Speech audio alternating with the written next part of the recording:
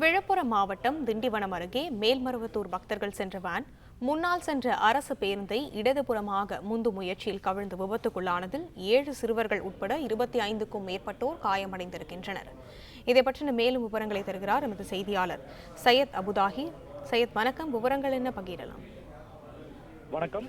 திருப்பத்தூரிலிருந்து மேல்மருவத்தூருக்கு பக்தர்களை ஏற்றிக்கொண்டு கோவில் தரிசனம் முடித்துவிட்டு மீண்டும் மேல்மருவத்தூரில் இருந்து 7 குழந்தைகள் உட்பட 25க்கும் மேற்பட்டவர்களை ஏற்றிக்கொண்டு வேனானது திருப்பத்தூர் நோக்கி சென்று கொண்டிருந்தது. திண்டிவனம் அடுத்த தென்பசியார் அருகே வந்து கொண்டிருந்த போது அந்த வேனை திருப்பத்தூர் பகுதியை சேர்ந்த சபரி என்பவர் ஓட்டிக்கொண்டு வந்து கொண்டிருந்தார்.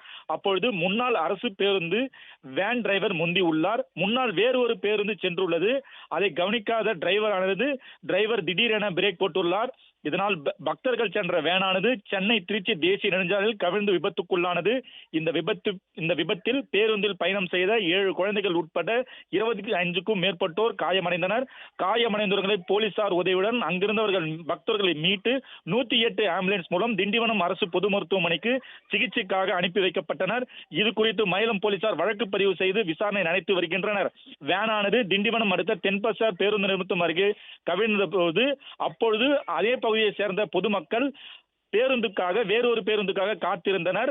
இந்த பக்தர்கள் சென்ற வேன் கவிழ்ந்ததால் அவர்கள் அலறி அடித்துக் கொண்டு அங்கிருந்து ஓடினர். இதில் பேருந்துக்காக காத்திருந்த உள்ளூர் வாசிகள் அதிர்ஷ்டவசமாக உயிர் தப்பினர். விவரங்களை வழங்கியமைக்கு நன்றி சையத் அபுதாஹி.